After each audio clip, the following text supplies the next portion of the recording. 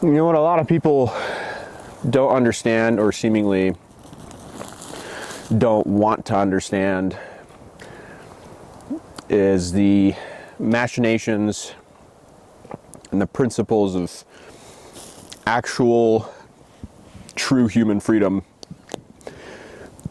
and the value of true human freedom. And when I say true human freedom, I mean everybody knows what that actually means, even if not overtly, even if not consciously. Everybody subconsciously knows what actual legitimate human freedom is and what it would actually look like if we actually had it, which we don't. But if we had it, what it would look like. And people also inherently know the things that restrict human freedom that therefore result in humanity not being actually free. Now, people, they cope in a whole myriad of different ways, depending on their ideology. People cope in their own way, right? So the people of left-wing persuasion will cope in a manner that's like indicative of being concerned with the welfare of all people, no matter how economically how economically well off they are. So they'll be advocates of statism in the form of welfare, and they'll be advocates for the preservation of government insofar as it's there to level the playing field. And then if you're of right-wing persuasion, you'll be there you'll advocate for the existence and the continuation of the state, because it's the thing that will protect us from enemies, foreign and domestic. It'll provide agricultural subsidies. It'll and it'll do any slew of different things that the right wing finds necessary. And they're the people who are of either persuasion will therefore come up with excuses to curtail freedom, actual human freedom.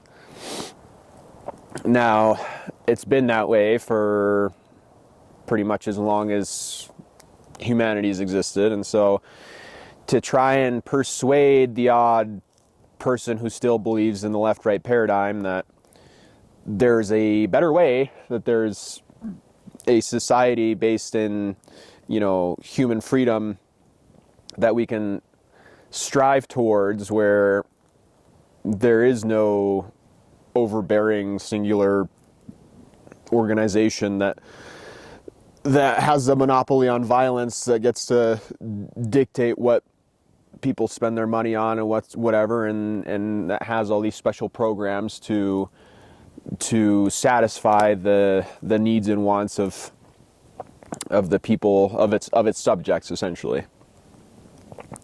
It's hard to tell people that there's a better way, because people automatically just they say, oh, that wouldn't work because X, Y, and Z. It wouldn't work because you wouldn't find funding for this, that, and the other thing. And the problem with trying to persuade most people otherwise, is the fact that there really aren't any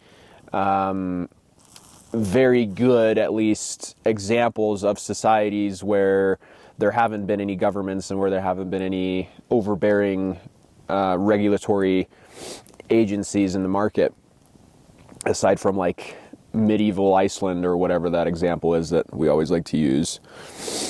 But I think the issue with it as well is that what you are attempting to describe when you're attempting to describe a voluntary society. It's one where really there isn't as much difference in that kind of a society as what we have now, in the sense that the interactions that every individual has on a day-to-day basis fall under the category of what a voluntary society should be. Namely, your interactions are voluntary, they're non-coercive with the vast majority of the people that you interact with on the vast majority of the time. They're voluntary interactions, and it's either a neutral interaction or it's a win-win interaction. And then on the off chance that it's a parasitic interaction, typically it doesn't really result in loss of life.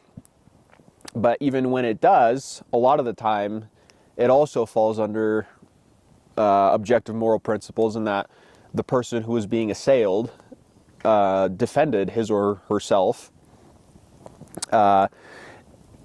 And, you know, anarchists and voluntarists and libertarians don't have any issue with people defending themselves from aggressors, because that's the whole point of the non-aggression principle. So the vast majority of human interactions fall under that category of voluntary interactions or self-defense, and only a minority of the interactions that people have are coercive interactions with the involvement of government. And it's still a whole lot of things, right? You have the entirety of all of the regulatory agencies, you have all of the police, you have all the military, you have all the tax collectors, etc., so forth. But in the grand scheme of things, it's a minority of human interactions. And so when you try to explain and try to advocate for a society that's free of government, people think that the end result of such a society would be chaos in the street. Chaos, it'd be every man for himself, it'd be warlords, it'd be etc., so forth, all that standard stuff that you always hear. But people don't stop to think of, people don't stop to actually think whether that's going to be the case or not. All they know is what has been, and they automatically think that anything different than that is going to be worse than what they have. And that's not at all the case. We already have warlords. We already have criminals, they're called politicians, that run everything. We already have violent gangs, and if you stop to actually think about what society would be like absent those things, you will find, and in this, again, this is only if you actually stop to think about this stuff. You don't like glance over it and you don't think, oh, that's just a fairy tale, that's not going to work, etc. If you actually stop to think, what would life be like absent the IRS? What would life be like absent all of these three-letter agencies that just routinely go against our wishes, that routinely do things that violate our rights as well as the rights of the people around us?